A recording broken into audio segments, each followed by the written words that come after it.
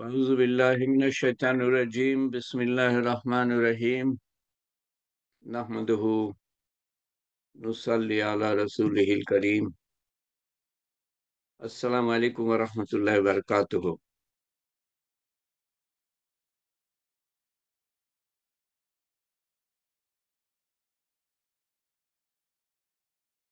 পৃথিবীতে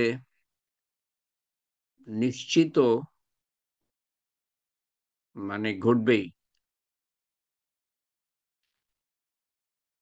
একটা জিনিস, এবং তা হলো মৃত্যু। পৃথিবীতে এমন কোনো জীবন্ত প্রাণী নাই, কোনো মানুষ নাই, কোনো জিন নাই যে মরবে না। আর সবচেয়ে অনিশ্চিত হলো মৃত্যুর সময়। আপনি, আমি, আমরা কে কখন মারা যাব কোনো নিশ্চয়তা নাই, কিন্তু এটা নিশ্চিত যে আমরা মারা যাব।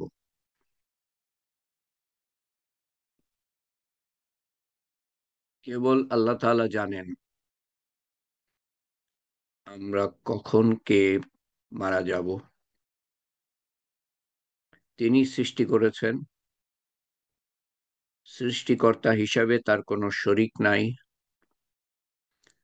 পালনকর্তা হিসাবে তার কোনো শরিক নাই। আবার তিনি আমাদের জাগিয়ে তুলবেন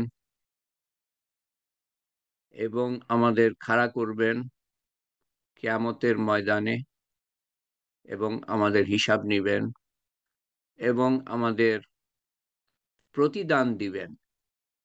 ভালোর প্রতিদান ভালো, বেহেশত; খারাপের প্রতিদান খারাপ, দোজখ।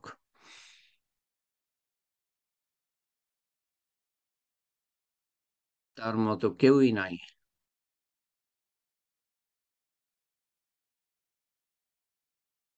এ হচ্ছে তৌহিদের পরিচয়। তার কোনো শরিক নাই এবং তার মতো কেউই নাই, এবং তিনি ইবাদতের যোগ্য, একমাত্র যোগ্য। সৃষ্টিকর্তা হিসাবে, প্রতিপালক হিসাবে, নিয়ন্ত্রণকারী হিসাবে তার কোনো শরিক নাই।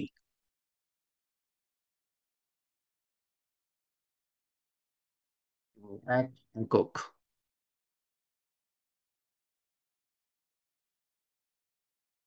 ইবাদতের যোগ্য, তার কোনো শরিক নাই।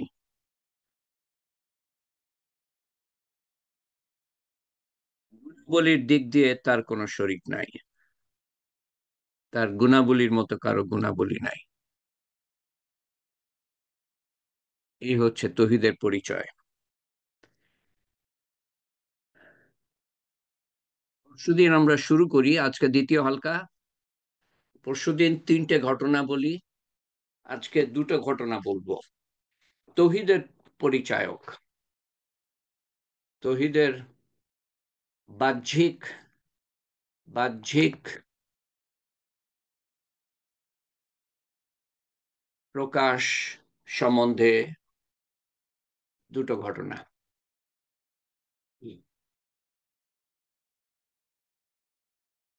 রাসূলুল্লাহ সাল্লাল্লাহু আলাইহি সাল্লাম 610 খ্রিস্টাব্দে ইসলাম প্রচার শুরু করেন। প্রথম 3 বছর গোপনে। যাদের সম্বন্ধে প্রকাশ হয়ে যেত তারা মুসলমান, তারা যদি দুর্বল হতো তাদের উপর অত্যাচার করা হতো।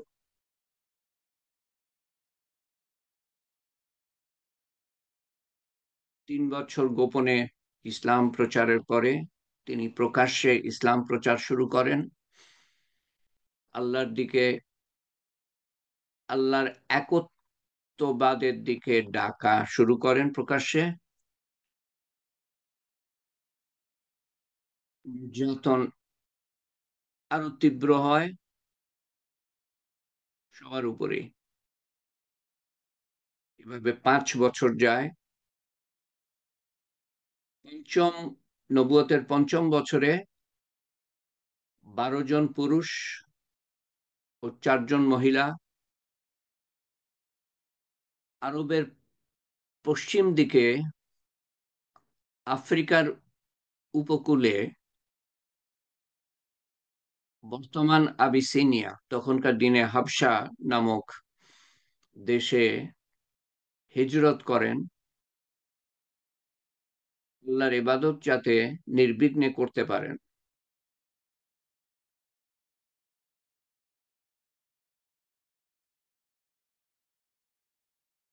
কিছুদিন পরেই তারা গুজব শুনতে পায় যে মক্কার কুরাইশরা মুসলমান হয়েছে, অর্থাৎ নির্যাতন বন্ধ। তারা হাবশাত থেকে, আবিসিনিয়ার থেকে মক্কার পথে পাড়ি জমায়। মক্কার কাছাকাছি এসে বুঝতে পারে যে না, খবরটা গুজব ছিল। কেউ কেউ মক্কায় প্রবেশ করেন এবং নির্যাতনের শিকার হন, কেউ কেউ ফিরে যান আবিসিনিয়ায়। এর পরের বছর 30 জন পুরুষ ও 18 জন মহিলা, মোট 58 জন দ্বিতীয় হিজরত করেন এবং তারা আবিসিনিয়ায় নির্বিঘ্নে ইসলাম ও জীবন যাপন শুরু করেন। মক্কাবাসীর একদল অনেক উপঢৌকন সহ আবিসিনিয়ার বাদশার কাছে আবিসিনিয়ায় যায় এবং সেখানে সভাসদের সাথে প্রথমে দেখা করে, তাদেরকে বিভিন্ন উপঢৌকন দেয়, ঘুষ দেয়, এই জন্য যে তারা যেন মুসলমানদেরকে তাদের সাথে পাঠিয়ে দেয়, যাতে করে মুসলমানদের নির্যাতন করা যায়। পরিশেষে বাদশার সাথে নাজ্জাসির সাথে দেখা করে এবং তারা নাজ্জাসিকে বলে যে আমাদের একদল মানুষ আপনার এখানে এসেছে, তারা আমাদের ধর্ম ত্যাগ করে বিধর্মী হয়ে গিয়েছে, মুসলমান হয়ে গিয়েছে, অর্থাৎ বিধর্মী হয়ে গিয়েছে। আমাদের নেতারা আমাদেরকে পাঠিয়েছে আপনার কাছে এই উপঢৌকন সহ, দামি দামি উপঢৌকন, ঘুষ, যাতে করে আপনি এই মুসলমানদের বিতাড়িত করেন এবং আমাদের সাথে পাঠিয়ে দেন। আমাদের নেতারা তাদেরকে শাস্তি দিবে ধর্ম ত্যাগ করার জন্য।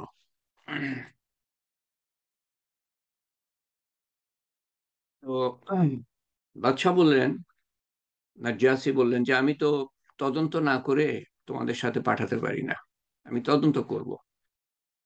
যদি তোমাদের কথা ঠিক হয় যে তারা বিধর্মী হয়েছে, তাহলে আমি তাদেরকে পাঠিয়ে দিব তোমাদের সাথে।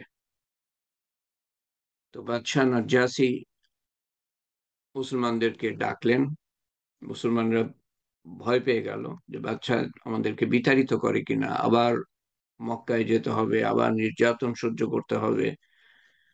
মুসলমানরা ঠিক করলো যে বাদশাহ যাই জিজ্ঞেস করে তারা সত্যি উত্তর দিবে। দরবারে হাজির হয়ে তারা বাদশাহকে সালাম করলো। সভাসদ সভাসদ আপত্তি জানালো যে তোমরা তো সেজদা করলা না বাদশাহকে, তোমরা সভার আহ, যে সৌন্দর্য সেটা নষ্ট করেছো, সবার যে রীতিনীতি সেটা ভঙ্গ করেছো। তো তখন তারা বিনা ভয়ে নির্ভীক চিত্তে বললেন, আমাদেরকে আমাদের নবী আল্লাহ ছাড়া আর কাউকেও সেজদা করতে অনুমতি দেন নাই। এটাই তৌহিদের প্রথম বহিঃপ্রকাশ। কারো সামনে মাথা নত না আল্লাহ ছাড়া, মুসলমান কারো সামনে ঝোঁকে না। বাহ্যিক ভাবে ঝোঁকে না, সেজদা করে না, অন্তরেও ঝুঁকে না, তাবেদারি করে না আল্লাহ ছাড়া অন্য কারো। এটা হচ্ছে তৌহিদ। আমাদের নবী আমাদেরকে নিষেধ করেছেন আল্লাহ ছাড়া কারো সামনে আমরা মাথা নত করি না। তো বাদশা আপত্তি করলেন না। এটা কিন্তু বিরাট বড় বাদশার প্রতি অসম্মান, না অসম্মান, সেজদা না করা। আল্লাহ তাআলা আমাদের বাঁচিয়ে দিয়েছেন, দেখেন। আমরা এই মানে এই বর্তমান জগতেও এরকম মুসলমান দেশ আছে যেখানে মানুষ সেজদা করে না, কিন্তু ঝোঁকে বাচ্চার সামনে কুর্নিশ। যুগে যুগে হয়ে এসছে, ইসলাম আসার পরেও মুসলমান করেছে। আমাদের সেই রকম অবস্থায় পড়তে হয় না, কিন্তু মনের দিক দিয়ে আমরা ঝুঁকে যাই, কিন্তু সেটাও ঝুঁকে যাওয়া, সেটাও এক ধরনের ঝুঁকে যাওয়া। তো বাদশা জানতে চাইলেন তাদের সম্বন্ধে, তোমাদের কি বিশ্বাস, তোমরা কি করো। হযরত জাফর রাদিয়াল্লাহু আনহু বলতে শুরু করলেন। তিনি কি বলেন, এখানে আমাদের মানে দ্বীনের আহকাম অনেক আছে, অনেক, আমাদের খবরই নাই দ্বীনের এত আহকাম। যারা নিয়মিত তালিমের হালকায় যোগদান করেন তারাও বলতে পারবেন না সমস্ত আহকাম, দ্বীনের আহকাম, আল্লাহর হুকুম কোরআন শরীফে। শত শত। আমি এই অংশটা এই জন্য আপনাদের সামনে তুলে ধরছি, কারণ এখানে দিনের বড় বড় আহকাম গুলা, মোটা মোটা আহকাম গুলা তুলে ধরা হয়েছে নির্ভীক ভাবে বাদশার সামনে। বাদশার সামনে সত্য কথা বলা সবচেয়ে বড় জেহাদ। তো হযরত জাফর রাদিয়াল্লাহু আনহু শুরু করলেন।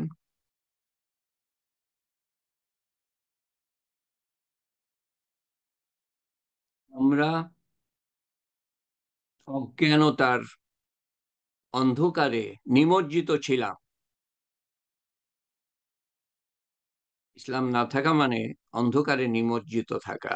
আর অন্ধকারে আপনি তো কিছুই দেখতে পান না, আলো জ্বালালেই সমস্ত রুমের যা কিছু আছে সব পরিষ্কার হয়ে যায়।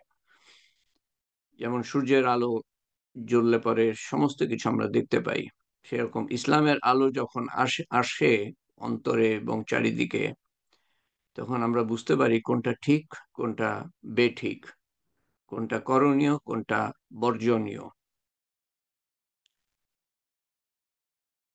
আমরা অজ্ঞানতার অন্ধকারে নিমজ্জিত ছিলাম।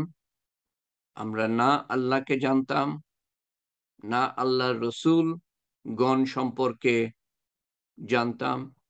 ইমানের অঙ্গ আল্লাহকে জানা, আল্লাহর ফেরেশতাদের সম্বন্ধে ইমান, ফেরেশতাদের উপরে ইমান, কিতাবের উপরে ইমান, নবীদের উপরে ইমান, তকদিরের উপরে ইমান, আখেরাতের উপরে ইমান। তো উনি অত কিছু বলেন নাই, উনি আল্লাহ এবং নবীদের কথা বললেন।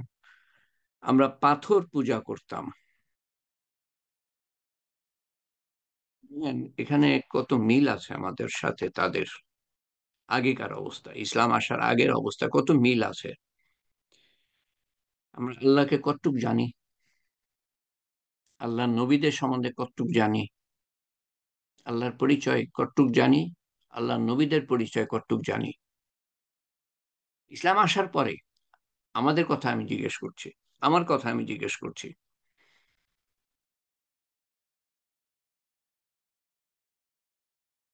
উনি বলছেন যে আমরা আল্লাহকে জানতাম না, আল্লাহ নবীদের সম্বন্ধে জানতাম না, আমরা পাথর পূজা করতাম। আমরা পাথর পূজা করি না, আমরা মূর্তির পূজা করি না, আমরা টাকা পয়সার পূজা করি, সোনা দানার পূজা করি। তার কি হিসাবে? সেটার পিছনে এমন ভাবে ছুটি, ধন সম্পদের পিছনে, ক্ষমতার পিছনে, ডিগ্রির পিছনে, পদবীর পিছনে, খ্যাতির পিছনে এমন ভাবে ছুটি, আল্লাহর হুকুম অমান্য করে, হালাল হারাম না দেখে। নামাজের সময় পার হয়ে যাচ্ছে, আমি দুনিয়ার পিছনে ব্যস্ত। তার মানে কি, যে জিনিসের পিছনে ব্যস্ত সেটার ইবাদত করছি আমি। টাকা পয়সা কামাই করার পিছনে ব্যস্ত, আল্লাহর হুকুম অমান্য করে আমি টাকা পয়সার পূজা করছি।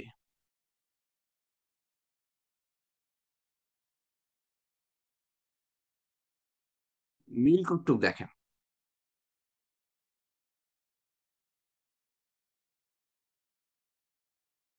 আমরা পাথর পূজা করতাম, মৃতের মাংস খেতাম, মৃতের মাংস খেতাম। আমরা মৃতের মাংস খাই না, কিন্তু গীবত করি। ওটা মৃত ভাইয়ের মাংস খাওয়ার সমান। মৃত ভাইয়ের মাংস খাওয়ার সাথে তুলনা করা হয়েছে গীবত করাকে।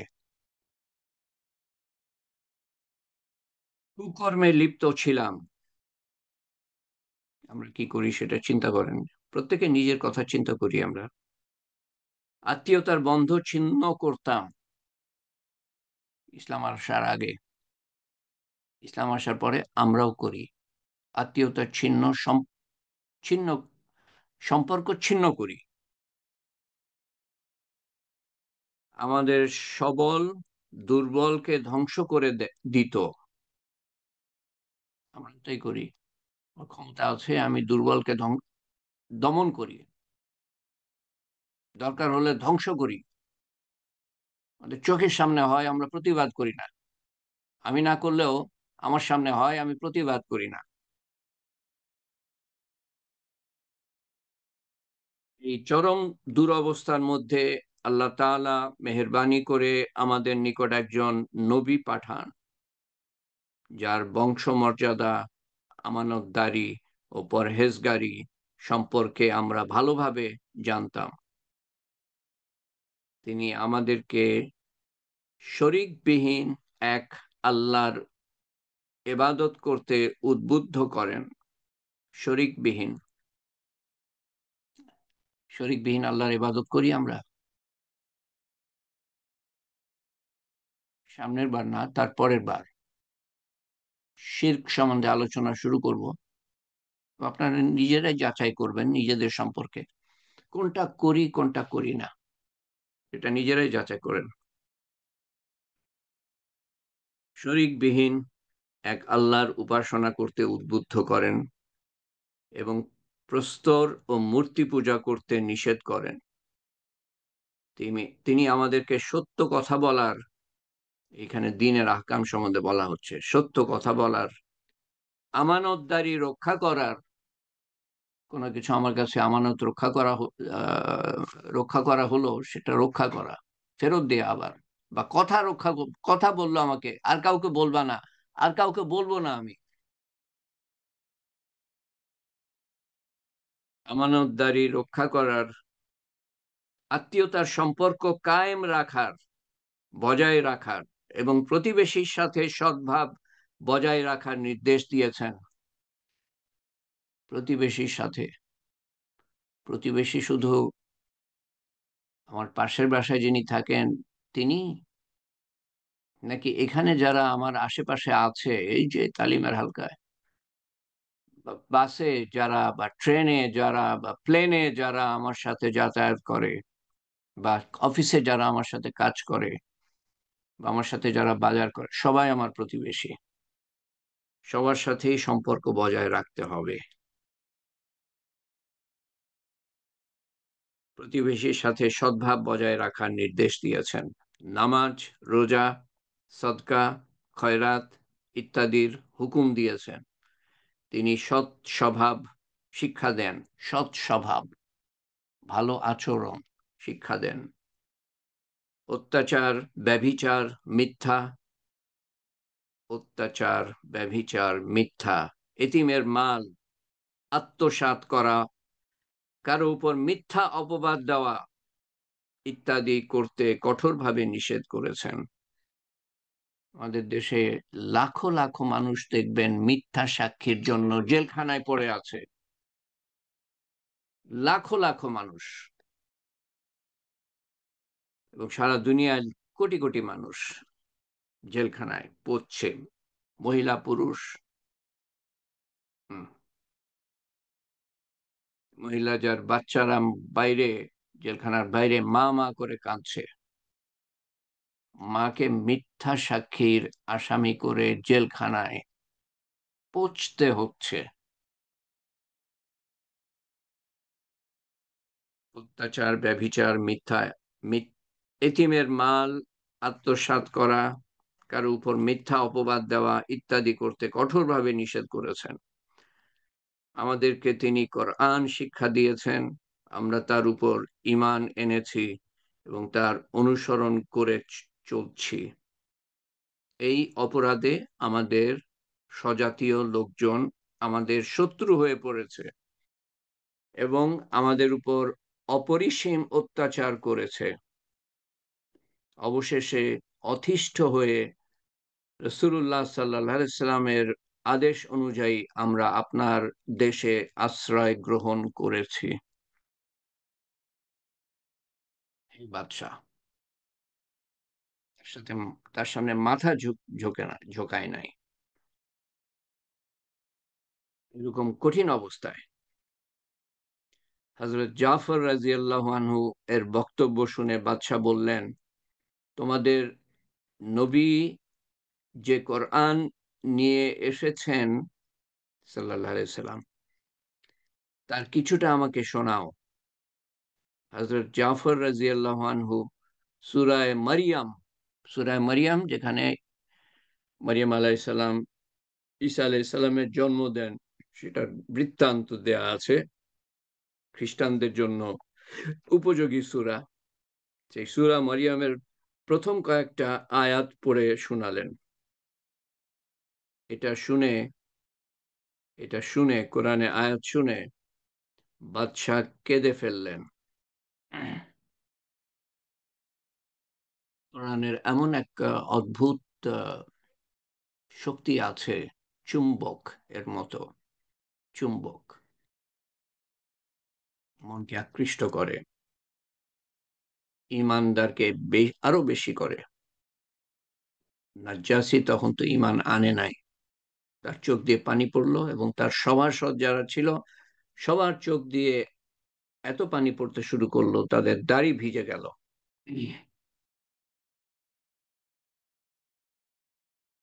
তারপর বাদশাহ বললেন, আল্লাহর কসম, এই কালাম এবং হজরত ঈসা আলাইহিস সালাম যা নিয়ে এসেছেন তা একই নূর হতে এসেছে, একই নূর হতে এসেছে। এই বলে কাফেরদেরকে পরিষ্কার উত্তর দিয়ে দিলেন কুরাইশদেরকে, আমি কিছুতেই তাদেরকে তোমাদের হাওয়ালা করতে পারি না। এতে কাফিররা লজ্জিত ও অপমানিত হয়ে ফিরে যেতে মনস্থ করলো। এরপর ঘটনা আরো আছে, তারা আরো ফন্দি আটলো পরের দিন।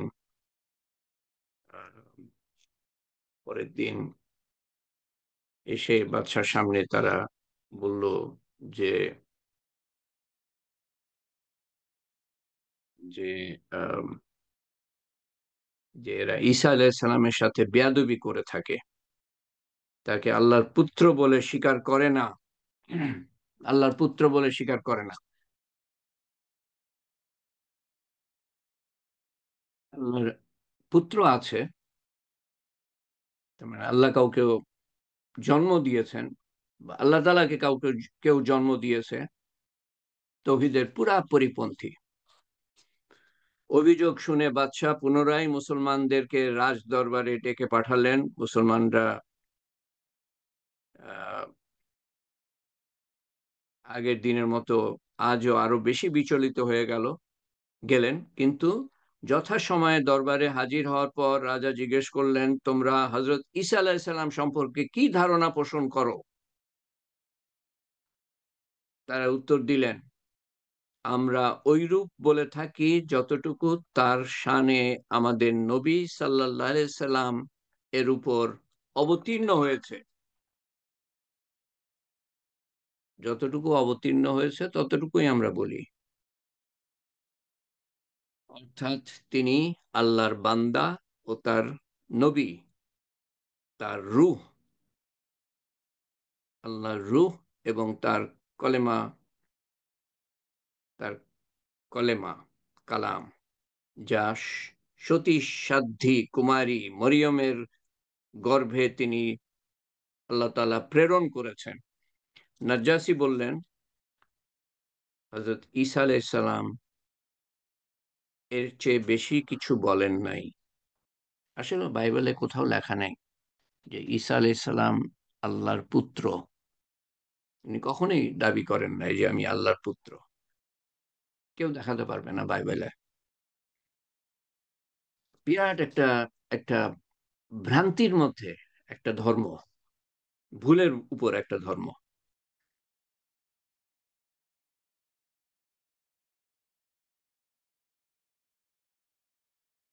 তো পাদ্রীরা কচকচ করতে থাকলো, আর নাজ্জাসী বলল, বাদশাহ বলল, তোমরা যা ইচ্ছা করতে পারো।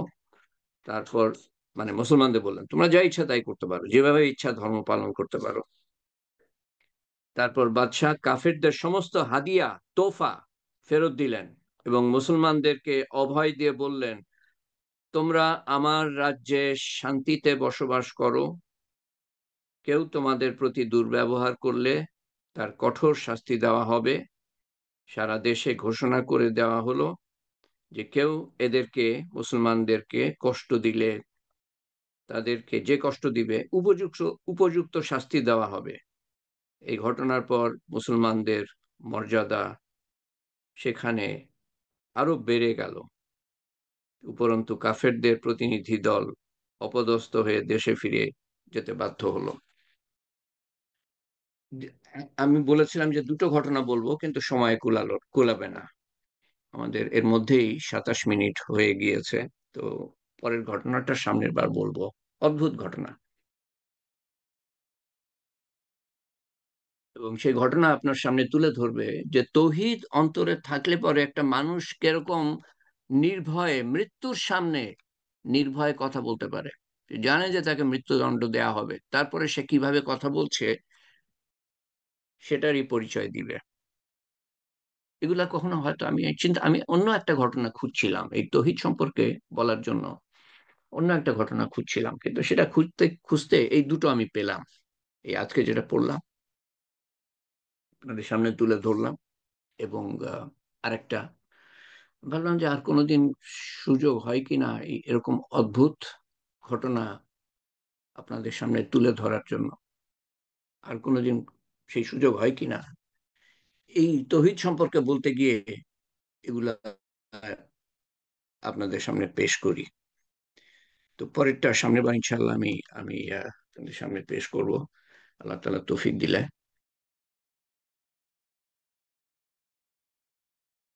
নাজাসী সম্বন্ধে আহ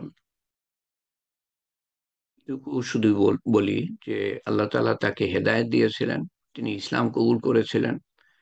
এবং রাসূলুল্লাহ সাল্লাল্লাহু আলাইহি সাল্লাম যখন খবর পান যে নাজ্জাসী মারা গিয়েছে, তো তিনি তখন, আমার যতদূর মনে পড়ে, মদিনায় ছিলেন। রাসূলুল্লাহ সাল্লাল্লাহু আলাইহি ওয়াসাল্লাম উনিও হিজরত করে মক্কা থেকে মদিনায় যান, এবং উনি গায়েবানা জানাজা পড়েন। যখন মানুষ লাশ সামনে নাই, তো তখন যেই জানাজা পড়া হয়, তার অবর্তমানে, লাশের অবর্তমানে সেটাকে বলে গায়েবানা জানাজা। রাসূলুল্লাহ সাল্লাল্লাহু আলাইহি ওয়াসাল্লাম পড়েন। এবং এখানে আরেকটা কথা আমি তুলে ধরি, সেটা হলো যে আহ, ধর্মের কারণে আমি আহ, মক্কায় আছি এবং আমি ধর্ম পালন করতে পারছি না, আমার উপরে অত্যাচার করা হচ্ছে, আমার পক্ষে সেটা সহ্য করা সম্ভব না। কার পক্ষে সম্ভব অত্যাচার সহ্য করা? তো হিজরত করা আল্লাহর হুকুম। যেখানে ধর্ম পালন করা সম্ভব না সেখানে হিজরত করা আল্লাহর হুকুম। এবং আহ, স- স- এই এই কথার উপর ভিত্তি করে আলেমরা বলেন যে অমুসলমান দেশে বাস করা আহ জায়েজ না, যদি দিনের নিয়ত না থাকে, মানে দিন প্রচারের নিয়ত যদি না থাকে, তো অমুসলমান দেশে বাস করা জায়েজ না। শুধু অর্থ কামাই করার জন্য বাস করা জায়েজ না। আমাকে দিন প্রচারের নিয়ত করতে হবে এবং সেই মতো জীবন যাপন করতে হবে। আমি নিজে দিন দিন দিনের উপরে এবং অন্যদেরকে দিনের দিকে আমি ডাকবো, সেই নিয়তে আমি বাস করতে পারি অমুসলমান দেশে।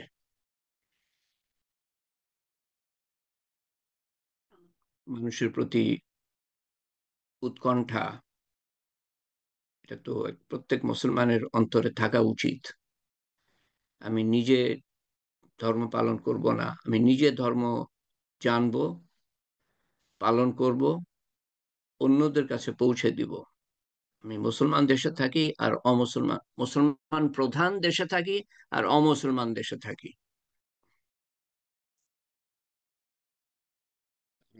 আল্লাহ তাআলা কোরআন শরীফে বলেন, আউযু বিল্লাহি মিনাশ শাইতানির রাজিম, বিসমিল্লাহির রহমানির রহিম, কুনতুম খায়রা উম্মতি উখরিজাত লিন-নাস। বহুতবার বলেছি এই আয়াতটা। কুনতুম খায়রা উম্মতি উখরিজাত লিন-নাস। কুনতুম, নিশ্চয়ই, খায়রা উম্মতি, তোমরা শ্রেষ্ঠ উম্মত, নিশ্চয়ই আল্লাহ তাআলা বলছেন, উখরিজাত লিন-নাস, মানব জাতির থেকে তোমাদেরকে বাছাই করা হয়েছে। নাস, মানুষ, মানব জাতি থেকে তোমাদেরকে বাছাই করা হয়েছে, আপনাকে আমাকে বাছাই করা।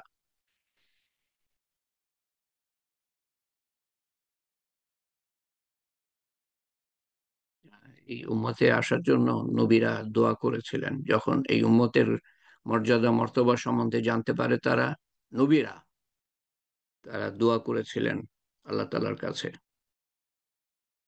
আমাকে শেষ নবীর উম্মত করে পাঠাও। তারা নবী ছিলেন এবং বল না, নবী। তারা কেন দোয়া করবে? নবী হওয়া সত্ত্বেও তারা কেন দোয়া করবে যে শেষ নবীর উম্মত করে পাঠাও? হে আল্লাহ,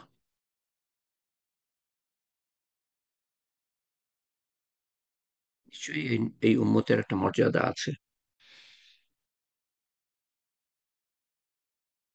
সেই মর্যাদাটা কি, একটু পরেই বলছি। তো তারা নবী হওয়ার পরে দোয়া করা সত্ত্বেও আল্লাহ তাআলা তাদের দোয়া কবুল করেন নাই, শেষ নবীর উম্মত করে পাঠান নাই। শুধু ঈসা আলাইহিস সালামের দোয়া আল্লাহ তাআলা কবুল করেন, তিনি শেষ নবীর উম্মত হিসাবে আসবেন। আলেমরা বলেন, খ্রিস্টানরাও একই কথা বলে, ঈসা আলাইহিস সালাম আসবেন।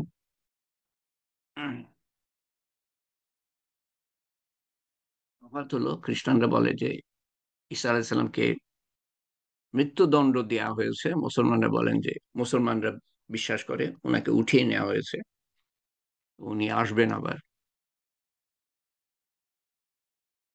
উনি দ্বিতীয় আসমানে আছেন।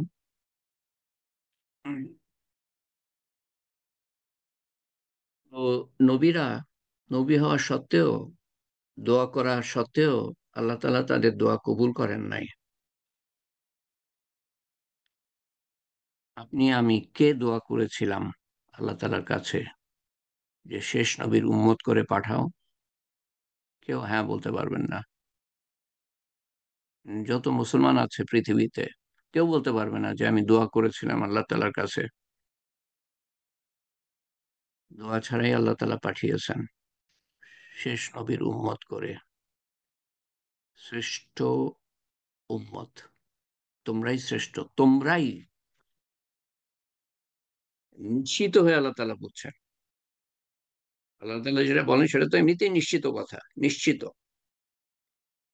তারপরেও আল্লাহ তাআলা বলছেন, কুনতুম খায়রা উম্মতি, নিশ্চয়ই তোমরা শ্রেষ্ঠ জাতি। মানব জাতির কল্যাণের জন্য তোমাদের নির্বাচিত, নির্বাচিত করা হয়েছে। সিলেক্টেড, যাচাই বাছাই করা। এখানে যারা আছেন যত মুসলমান সবাইকে আল্লাহ তাআলা বলছেন কেন, একই আয়াতের মধ্যে, সূরা আহ সূরা ইমরান, আল ইমরান 110 নম্বর আয়াত, দেখে নিয়েন যদি যাচাই বাছাই করতে চান। আপনার মর্যাদা কি দেখে নিয়েন। আল্লাহ তাআলা বলছেন এরপরে কেন শ্রেষ্ঠ। তা'মুরুনা বিল মারুফ, তোমরা মানুষকে ভালোর দিকে ডাকবা, এই জন্য শ্রেষ্ঠ। নামাজ পড়বা, রোজা রাখবা, হজ করবা, জাকাত দিবা, এই জন্য শ্রেষ্ঠ বলছেন না আল্লাহ তাআলা। প্রত্যেক নবীর উম্মতের জন্য কলেমা, নামাজ, রোজা, হজ, জাকাত ছিল, প্রত্যেকটা নবীর উম্মতের জন্য ছিল। তো কলেমা, নামাজ, রোজা, হজ, জাকাতের কারণে আমরা শ্রেষ্ঠত্ব দাবি করতে পারি না। শ্রেষ্ঠত্ব দাবি করতে পারি সেই কথার উপর যে কথা আল্লাহ তাআলাই বলছেন, এবং যেই কাজটা আর কোন নবীর উম্মতকে দেওয়া হয় নাই, ভালোর দিকে ডাকা। তা'মুরুনা বিল মারুফ, তোমরা মারুফের দিকে, ভালোর দিকে ডাকবা মানুষকে। ওয়া তানহাউনা আনিল মুনকার, এবং খারাপ থেকে, মুনকার মানে গুনার কাজ থেকে তাদেরকে ফিরাবা। ওয়া তুমিনুনা বিল্লাহ, এবং আল্লাহর উপর ঈমান আনবা। ঈমান ছাড়া কোনো কিছু কবুল হবে না, যতই ভালো কাজ করুক মানুষ। ঈমান নাই তো কবুলিয়ত নাই। তো কিয়ামতের দিন ওই যখন দাঁড়িপাল্লায় নেকির মাদার টেরেসার নেকি, মানে যত ভালো কাজ করেছে ওগুলা, ওগুলার নেকির পাল্লায়, ডান দিকের পাল্লায় না কোন দিকের পাল্লায় যখন দেয়া হবে না, ওটার কোনো ওজনই থাকবে না। ইমান শর্ত, আল্লাহর হুকুম শর্ত, নবীর সুন্নত শর্ত, এখলাস কেবলমাত্র আল্লাহর জন্য করা শর্ত। তো এখানে পরিষ্কার আল্লাহ তাআলা বলে দিচ্ছেন, এবং এই কাজটা রাসূলুল্লাহ সাল্লাল্লাহু আলাইহি ওয়াসাল্লামের উম্মতের উপরে অর্পণ করা হয়েছে, দেয়া হয়েছে আমাদেরকে, আমাদের মাথার মুকুট এটা, এই জন্য যে আর কোনো নবী আসবে না। এবং এই ভালোর দিকে ডাকা, খারাপ থেকে ফেরানো, এই কাজটা দাওয়াতের মেহনত না থাকলে পরে দিন থাকবে না। এবং দাওয়াতের মেহনত করতে হলে এলেম শিক্ষা, এলেম শিক্ষা তো ফরজ মুসলমানের জন্য। কারণ এলেম এলেম ছাড়া আমি কিভাবে আমল করব, নিজে নিজে আমল করব, দাওয়াত দিব না, নিজে আমল করব, এটা কিভাবে করব এলেম ছাড়া। আর দাওয়াত দিলে তো আরো এলেম শিক্ষার প্রয়োজন। আমি কিসের দিকে দাওয়াত দিব, আমি নিজে কিভাবে কি আমল করব, আর কিসের দিকে দাওয়াত দিব।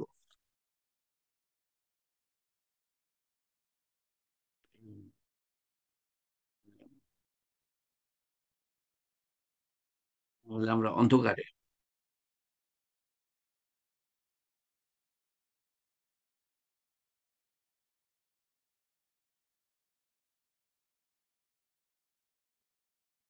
এলেম আপনি একা একা শিখতে পারেন, কিন্তু ওস্তাদ দরকার। ওস্তাদ ছাড়া আপনি বুঝবেন না যে আমার কি শেখা দরকার, কোন বইটা পড়া দরকার, কি পড়া দরকার। এই জন্য তো মানুষ মাদ্রাসায় যায় বা স্কুলে যায়। শিক্ষকের তত্ত্বাবধান ছাড়া কিভাবে আপনি শিখবেন। ডাক্তার হবেন, ইঞ্জিনিয়ার হবেন, জজ, ব্যারিস্টার, উকিল হবেন, কিভাবে হবেন। তো দিন সম্বন্ধে আপনি জানবেন, আপনার তো তত্ত্বাবধান দরকার, শিক্ষকের প্রয়োজন। তারপরেও আমি স্বীকার করলাম, কেউ একা একা এলেম শিখতে পারে, কিন্তু একত্রিত একত্রিত এলেম শিক্ষার যে মর্যাদা, সেটা সম্বন্ধে একটা হাদিস থেকে বলি। রাসূলুল্লাহ সাল্লাল্লাহু আলাইহি সাল্লাম বলেন যে কিয়ামতের দিন একদল মানুষ উঠবে নূর সহ, আলো সহ, এবং তারা, এক জায়গায় বলা আছে মতির মেম্বার, সিংহাসন, আর এক জায়গায় বলা আছে মুক্তার মেম্বার, পার্ল,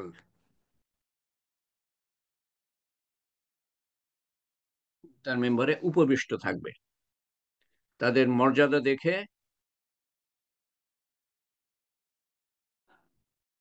মানুষরা তাদের হিংসা করবে বা প্রশংসা করবে, যে কোনো একটা হবে, হিংসা করবে, প্রশংসা করবে।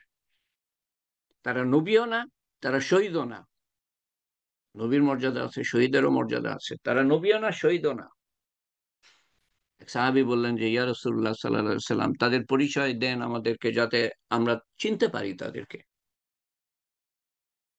রাসূলুল্লাহ সাল্লাল্লাহু আলাইহি সাল্লাম বললেন যে তারা বিভিন্ন গোত্র থেকে, বিভিন্ন পরিবার থেকে, বিভিন্ন জায়গা থেকে একত্রিত হতো আল্লাহর ভালোবাসার কারণে। আল্লাহর ভালোবাসার কারণে এবং আল্লাহর স্মরণে মশগুল থাকতো। এখানে আমরা যে এসছি না, কোনো টাকা পয়সার জন্য আসি নাই, নাম ধামের জন্য আসি নাই, আল্লাহর ভালোবাসার কারণে এসছি। বিভিন্ন গোত্র থেকে এসছি আমরা, মানে পরিবার থেকে এসছি, এবং আল্লাহর স্মরণে আমরা মশগুল ছিলাম বলে মনে করি আমি। কোথাও কোথাও যে কথাবার্তা হচ্ছে না সেটা আমরা বলতে পারবো না, সব তো মিউট করা আছে। যখন আমি শুরু করি না, এমন আ- আওয়াজ হচ্ছিল, আমাকে মিউট করে দিতে হলো সাথে সাথে। মনে করি যে যখন তালিম হালকা শুরু হয়, আমরা আল্লাহর স্মরণে মশগুল ছিলাম,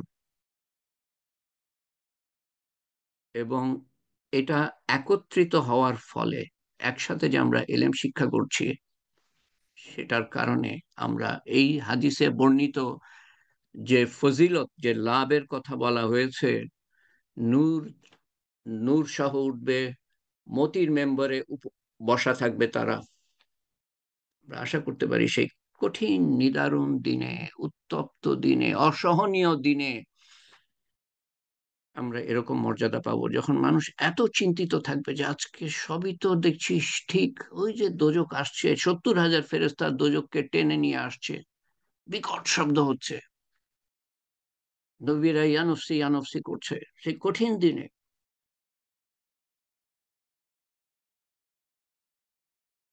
এরকম মর্যাদা পাওয়া যে কত বড় ভাগ্যের কথা।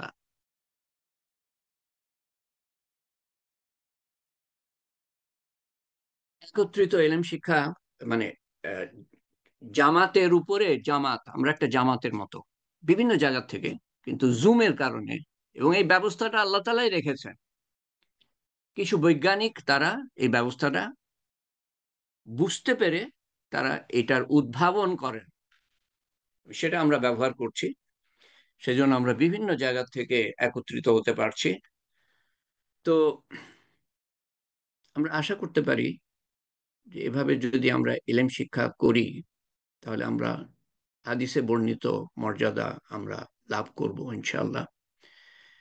কিন্তু সেই সাথে এটাও আমি স্মরণ করাই, আপনারা যখন আসবেন স্কুলে, যেমন আমি গেলাম আর আমি শুনলাম না শিক্ষক কি বললো না বললো, আমি এই কথা চিন্তা করছি বা এই কাজ করছি বা পিছনে বসে গল্পের বই পড়ছি, আহ, দুনিয়ার কথা চিন্তা করছি ক্লাসে বসে, বা কোনোদিন যাই কোনোদিন যাই না, লেখাপড়া আমার ভাগ্যে জুটবে না। এরকম যদি হয় যে কোনোদিন স্কুলে যাই কোনোদিন যাই না, লেখাপড়া ভাগ্যে জুটবে না, পাশ করা ভাগ্যে জুটবে না, কোনোদিন তালিমে যোগ দিই কোনোদিন যোগ দিই না, এলেম শিক্ষা কপালে জুটবে না। তো কোরআন শরীফে আল্লাহ তাআলা বলেন, একটা আয়াতের কাছাকাছি অর্থ, যারা মনোযোগ সহকারে শোনে, মনোযোগ সহকারে শোনে আল্লাহর কথা, আখেরাতের কথা, আল্লাহর পরিচয়, নবীর পরিচয়, আল্লাহর হুকুম, নবীর সুন্নত, যারা ইসলামের কথা শোনে, দ্বীনের কথা শোনে, এবং যেটা ভালো সেটা গ্রহণ করে, ভালো ছাড়া খারাপ তো আমরা কিছু বলি না এখানে, দ্বীনের মধ্যে খারাপ কি আছে, সবই আপনার ভালোর জন্য, দ্বীনে যা কিছু বলা আছে সবই আপনার আমার ভালোর জন্য। দ্বীনে একটা হুকুম নাই যেটা আমাদের ক্ষতি করার জন্য, যেটা আমাদের খারাপের জন্য, একটা হুকুম আপনি বের করতে পারবেন না। তো কোরআন শরীফের আয়াতে বলা হচ্ছে যে যারা মনোযোগ সহকারে শোনে এবং যেটা ভালো সেটা গ্রহণ করে তারাই হেদায়েত প্রাপ্ত হবে এবং তারাই বুদ্ধিমান। তার মানে মনোযোগ সহকারে প্রতিনিয়ত আসা, যোগদান করা, মনোযোগ সহকারে শোনা, আমল করার নিয়তে শোনা, পৌঁছানোর নিয়তে শোনা। চারটে কথা বললাম আমি। মনোযোগ সহকারে প্রতিনিয়ত শোনা, আমল করার নিয়তে শোনা, সম্মানের সাথে শোনা। সম্মানের সাথে শোনা, আল্লাহর কথা, আল্লাহর নবীর কথা তো সম্মানের সাথে শুনতে হবে। এটা আমি মধ্যে বলতে ভুলে গেলাম। তো মনোযোগ সহকারে শোনা, সম্মানের সাথে শোনা, আমল করার নিয়তে শোনা, পৌঁছানোর নিয়তে শোনা। আল্লাহ তাআলা আমাদের তৌফিক দেন।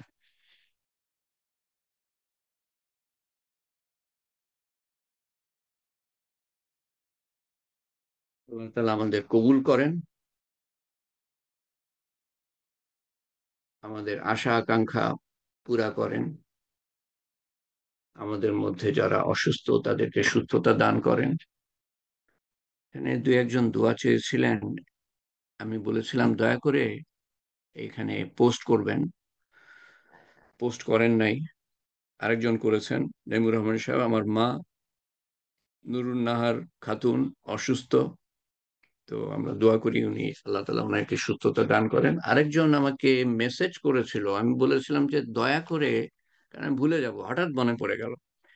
আহ ফারুকুল ইসলাম, তার ছেলে, এখন নাম ধাম তো আমার মনে পড়ছে না, ছেলে মিশন স্কুলে ভর্তি হয়েছে।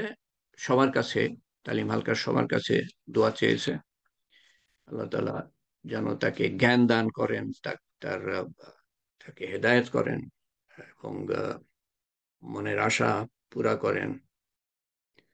ফারুকুল ইসলাম ভালো করতো যদি একটু পোস্ট করতো, তাহলে আমাকে এই সময় ব্যয় করে খুঁজতে হতো না। ছেলের নামটা আমি ভুলে গেলাম। আম, মল্লিক কামাল পাশা। আমরা দোয়া করি তার জন্য। এছাড়া আর যদি কেউ আমাকে কিছু বলে থাকেন, আমি তাকে সাথে সাথে রিকোয়েস্ট করেছি, আমি জানি আমি রিকোয়েস্ট করব যে এখানে পোস্ট করেন।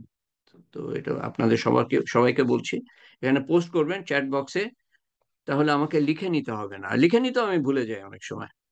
তো আমরা দোয়া করি যারা আহ, বিভিন্ন অবস্থার মধ্যে আছে, অসুখ বিসুখ, চিকিৎসা হয়েছে, আবার সেই রোগ ফিরে আসতে পারে, সাধারণত তাদের কথা শুক্রবারে স্মরণ করি, তাদের নাম। আর যদি স্মরণ না না করি তাতে কিছু যায় আসে না, আল্লাহ তাআলা জানেন। আপনি আছেন, আপনার হাত আছে, আপনার মনের খবর আল্লাহ তাআলা জানবেন। তো আপনি দোয়ার মধ্যে শরিক হয়ে যাবেন। তো দোয়া করি আল্লাহ তাআলা সুস্থ রাখেন এদের সবাইকে, যাদের চিকিৎসা হয়েছে বা চলছে এখনো, বিশেষ করে ক্যান্সারে যারা আক্রান্ত। তার মধ্যে আছে রোজি, রেশমা, খুবই কষ্ট পায়, দোয়া করবেন। ডক্টর কানিজ হাসিনা, ছবি আপা, হাসনা বেগম, আহ, শাইলা কাদের, হাবিবুর রহমান, অস্ট্রেলিয়াতে তুলি,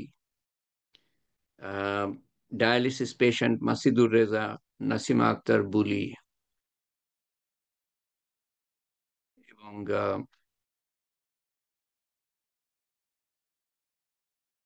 এবং জাহিনের জন্য আমরা দোয়া করি। এমুর রহমানের সাহেবের মাতার কথা বলেছি। শাহাদাতের জন্য দোয়া করবেন যেন আল্লাহ তাআলা সম্পূর্ণ সুস্থ হয়ে যায়। শাহিদা বেগমের জন্য দোয়া করবেন, আর যেন তার কোনো চিকিৎসার প্রয়োজন না পড়ে। সালমা খাতুন মিনুর জন্য দোয়া করবেন। জিনাত জিতুর জন্য দোয়া করবেন, কোনো সার্জারির যেন প্রয়োজন না পড়ে তার। এক আপা অসুস্থ, তার জন্য দোয়া চাই। আব্দুল কাদেরের নাতনির জন্য দোয়া চাই। আলম প্যারালাইজড, আল্লাহ তাআলা তাকে সম্পূর্ণ সুস্থ করে দেন।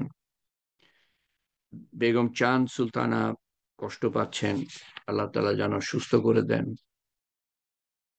সালেহা বেগমের চিকিৎসা চলছে, আল্লাহ তাআলা যেন তাকে সম্পূর্ণ সুস্থ করে দেন। রাজিয়া খালাকে যেন আল্লাহ তাআলা সম্পূর্ণ সুস্থ করে দেন। ওনার সার্জারির প্রয়োজন, চোখের সার্জারি, কিন্তু করতে পারছেন না অসুস্থতার কারণে। জনাব নাসিরুদ্দিন আহমেদকে আল্লাহ তাআলা সম্পূর্ণ সুস্থ রাখেন, উনার নাতিকে আল্লাহ তাআলা সুস্থ করে দেন, নাতি অসুস্থ, এনামুল হক সাহেবকে আল্লাহ তাআলা সুস্থ করে দেন, এবং তেতেনজির ভুঁইয়ার সমস্ত সমস্যা আল্লাহ তাআলা সমাধান করে দেন, শরীফুদ্দিন পিকুর সমস্যার সমাধান আল্লাহ তাআলা করে দেন, এবং যারা আমাদের মধ্য থেকে ইন্তেকাল করেছেন আল্লাহ তাআলা তাদেরকে জান্নাতুল ফেরদৌস নসিব করেন। আমি সাধারণত আমরা শুরু করার পর থেকে মার্চ, এপ্রিল এপ্রিল থেকে এ পর্যন্ত যারা ইন্তেকাল করেছেন তাদের নাম নিয়ে থাকি। যদি আমি না নিয়ে থাকি তো আমাকে জানাবেন, কোনো নাম যদি বাদ গিয়ে থাকে। তো আল্লাহ তাআলা জান্নাতুল ফেরদৌস দান করেন। জনাব খন্দকার ইউনুস আলীকে, আমরান শাহী আক্তারকে, শাহজাহান সাহেবকে, সৈয়দ আশরাফুল হক সাহেবকে, বেগম নূর নাহারকে, জনাব তরিকুল ইসলামকে, ইয়াসমিন সাগরীকে, সৈয়দ কাজী আশফাকুল ইসলাম অলিন্দকে, মোহাম্মদ মাহবুবুর রহমানকে, রূপচাঁদ শেখকে, আনওয়ারুল ইসলামকে, আনোয়ারা বেগমকে, বেগম আসমা খাতুনকে, শেখ ওয়াসিউজ্জামান আসিফকে, আহ, জনাব আব্দুল আজিমকে, কাজী মোহাম্মদ শরীফকে, বেগম নার্গিস পারভিনকে, মাহমুদুর রহমানকে, মনওয়ার হোসেনকে, বেগম আফরোজাকে, মোহাম্মদ আজিজুল হককে, আজহারুল ইসলাম কুরেশিকে, আনোয়ারা বেগমকে, আবু বকর সিদ্দিককে সাহেবকে, এবং ওয়াহিদা বানু ইন্তেকাল করেছেন, ওনাকে আল্লাহ তাআলা জান্নাতুল ফেরদৌস দান করেন, এবং আহ, সম্ভবত মনোয়ারা সুলতানা, এর মধ্যে ইদানিং একজন ইন্তেকাল করেছেন, আমি তো নাম ভুলে যাচ্ছি। সবাইকে আল্লাহ তাআলা জান্নাতুল ফেরদৌস নসিব করেন। দোয়ার আগে মনের ভাব কিরকম থাকা উচিত, কার সামনে আপনি হাত উঠাচ্ছেন তার সম্বন্ধে যদি একটু ধারণা থাকে সেরকম মনের ভাব নিয়ে হাত উঠাবেন। তিনি ছাড়া আর কেউ আপনার আমার সমস্যার সমাধান করতে পারেন না। সমস্যা তিনিই দেন, সমাধান তিনিই করতে পারেন। আল্লাহুম্মা আমিন। আল্লাহুম্মা সাল্লি আলা সাইয়্যিদিনা মুহাম্মদ। লা ইলাহা সুবহান রাব্বিয়াল আলিয়্যিল আলাল ওয়াহাব, লা ইলাহা ইল্লাল্লাহুল হালিমুল কারীম, সুবহানাল্লাহি রাব্বিল আরশিল আযীম, ওয়ালহামদুলিল্লাহি রাব্বিল আলামিন, আসআলুকা মুজিবাতি রাহমাতিকা ওয়া যায়মা মাগফিরাতিকা وغنيمة من كل بر وسلامة من كل إثم لا تدع لنا ذنبا إلا غفرته ولا هما إلا فرجته ولا مريضا إلا شفيته ولا دينا إلا قضيته ولا مجاهدا إلا نصرته ولا مظلوما إلا نصرته ولا مسلما إلا رحمته ولا حاجة هي لك رضا إلا قضيتها يا أرحم الراحمين يا أرحم الراحمين يا أرحم الراحمين يا ذو الجلال والإكرام. ألف لام ميم لا إله إلا هو الحي القيوم لا إله إلا أنت سبحانك إنا كنا من الظالمين وإلهكم إله واحد لا إله إلا هو الرحمن الرحيم يا فاطر السماوات والأرض أنت ولي في الدنيا والآخرة. হে পাক পরওয়ারদিগার, বড় মেহেরবান তুমি আল্লাহ, তাই আমরা তোমার সামনে আমাদের কোনো যোগ্যতা থাক না থাকা সত্ত্বেও তুমি আমাদেরকে তৌফিক দিয়েছো তোমার সামনে হাত উঠাবার। আল্লাহ, কিছু টুটাফাটা আমল করার তৌফিক দিয়েছো আল্লাহ, বড় মেহেরবানি তোমার। তুমি মেহেরবানি করে আমাদের সমস্ত গুনাহ খাতা মাফ করে দিও আল্লাহ, সমস্ত গুনাহ খাতা মাফ করে দিও আল্লাহ। আমাদেরকে কবুল করে নিও। পুরা দিন জানার, পুরা দিনের উপর ওঠার নিয়ত করার তৌফিক দিও আল্লাহ। পুরা দিন জানার তৌফিক দান করো আল্লাহ, এবং ধীরে ধীরে পুরা দিনে দাখিল হওয়ার তৌফিক দান করো আল্লাহ। প্রত্যেকটা আমল আগের আমলের থেকে যেন আমরা আরো সুন্দর করতে থাকি, করতে করতে যেন পুরা দিনে দাখিল হতে থাকি আল্লাহ। এই তৌফিক করে দিও আল্লাহ। সমস্ত গোনা খাতা মাফ করে দিয়ে প্রত্যেকটা গোনার বদলে তুমি নেকি লিখে দিও আল্লাহ, হে পাক পরবর্তীকার। এবং আমাদের মিলিত আমল, ব্যক্তিগত একত্রিত সমস্ত আমলের ভুল ভ্রান্তি সংশোধন করে তোমার শাহী দরবারে কবুল করে নিও, এবং তার সওয়াব রসুল করিম সাল্লাল্লাহু আলাইহি সাল্লামের রূহ মুবারকের কাছে পৌঁছে দিও আল্লাহ, এবং তার সওয়াব পৌঁছে দিও আমাদের আপনজন, প্রিয়জন, নিকটজনের রুহের কাছে। তাদের কবরের আযাব মাফ করে দিও, কবরকে প্রশস্ত করে দিও, কবরকে নূর দিয়ে পরিপূর্ণ করে দিও, কবরকে জান্নাতুল ফেরদৌসের বাগান বানিয়ে দিও। আমাদের কবরকেও জান্নাতুল ফেরদৌসের বাগান বানিয়ে দিও। আমরা আপনজন, প্রিয়জন সহ কিয়ামতের তপ্ত দিনে যখন উঠব, তোমার আরশের নিচে ছায়া দিও। আমাদের নিশ্চিন্ত মনে রেখো, আমাদের হিসাব সহজ করে দিও, আমলনামা ডান হাতে দিও, নেকির পাল্লা ভারী করে দিও, চোখ চোখের পলকে পুলসিরাত পার করিয়ে দিও, এবং বিনা হিসাবে জান্নাতুল ফেরদৌসে দাখিল করো। জান্নাতুল ফেরদৌসের মূল্য আমরা পুরাপুরি তো দিতে পারবো না, কাছাকাছিও দিতে পারবো না আল্লাহ। তোমার মেহেরবানি কামনা করি আল্লাহ, আমাদেরকে সেই পথে অধিষ্ঠিত রেখো যেই পথ জান্নাতুল ফেরদৌসের দিকে গিয়েছে, এবং মেহেরবানি করে তোমার মাগফিরাত, তোমার হেফাজত, তোমার হেদায়েত, তোমার রহমতের চাদরে আমাদেরকে আবৃত রেখো প্রতিটা মুহূর্তে। শয়তানের ধোঁকার বিরুদ্ধে, মানুষের কুমন্ত্রণার বিরুদ্ধে, নফসের তাড়নার বিরুদ্ধে, এবং দুনিয়ার মারাত্মক আকর্ষণের বিরুদ্ধে যেন আমরা সজাগ থাকি এবং সচেষ্ট থাকি। আমাদেরকে আবৃত রেখো তোমার রহমতের চাদরে, আমাদের সন্তান সন্ততিকে আবৃত রেখো, আমাদের আপনজন, প্রিয়জন, আত্মীয় স্বজনদেরকে আবৃত রেখো, আমাদের দেশবাসীকে আবৃত রেখো, আমাদের উম্মতকে আবৃত রেখো, আমাদের ভবিষ্যৎ বংশধরকে আবৃত রেখো আল্লাহ। আমাদের মনের আশা বাসনা পুরা করে দিও আল্লাহ, যা পৃথিবীর জন্য মঙ্গলজনক হবে। ক্ষতিকর কিছু আমরা যদি চাই, তার বদলা আখেরাতে দিও। আমাদের দুনিয়ার বিপদ, আখেরাতের বিপদ দূর করে দিও। আমাদের অসুস্থতা সুস্থতায় পরিণত করে দিও। শারীরিক, মানসিক, আধ্যাত্মিক অসুস্থতা সুস্থতায় পরিণত করে দিও আল্লাহ। হে পাক পরবর্তীগার, তোমার দ্বীনের মেহনতের জন্য আমাদের কবুল করে নিও আল্লাহ, এবং যারা তোমার দ্বীনের মেহনত করছে তাদের মেহনত কবুল করে নিও, তাদের তৌফিক বাড়িয়ে দিও, আমাদের তৌফিক বাড়িয়ে দিও।